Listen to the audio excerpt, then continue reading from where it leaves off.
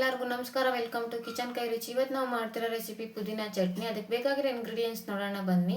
1 ಇಡಿ ಪುದೀನ, ಕೊತ್ತಂಬರಿ, ಬೆಳ್ಳುಳ್ಳಿ, 1 ಇಂಚ್ ಹುಣಸೆಹಣ್ಣು, 4 ಹಸಿಮೆಣಸಿನಕಾಯಿ, ಎಣ್ಣೆ, ಸಾಸಿವೆ, ಕರಿಬೇವಿನ ಸೊಪ್ಪು, 2 ಒಣಮೆಣಸಿನಕಾಯಿ,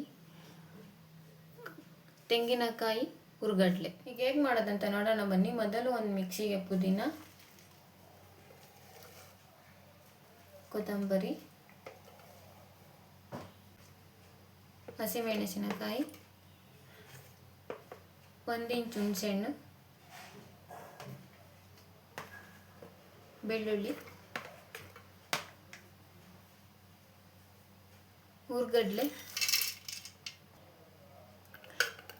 ತೆಂಗಿನಕಾಯಿ, ರುಚಿಗೆ ತಕ್ಕಷ್ಟು ಉಪ್ಪು ಹಾಕಿ ನುಣ್ಣಗೆ ರುಬ್ಕೊಳ್ಳೋಣ.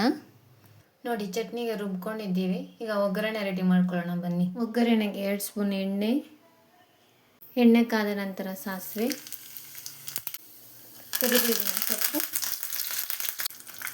ಒಣಮೆಣಸಿನಕಾಯಿ, ಒಗ್ಗರಣೆ ಆನ್ ಮಾಡ್ಕೊಳ್ಳಿ. ನೋಡಿ, ಈಗ ಪುದೀನ ಚಟ್ನಿ ರೆಡಿ ಟು ಈಟ್. ಈ ವಿಡಿಯೋ ಇಷ್ಟ ಆದರೆ ಲೈಕ್ ಮಾಡಿ, ಶೇರ್ ಮಾಡಿ, ಕಿಚನ್ ಕೈ ರುಚಿ ಯೂಟ್ಯೂಬ್ ಚಾನಲ್ನ ಸಬ್ಸ್ಕ್ರೈಬ್ ಮಾಡಿ.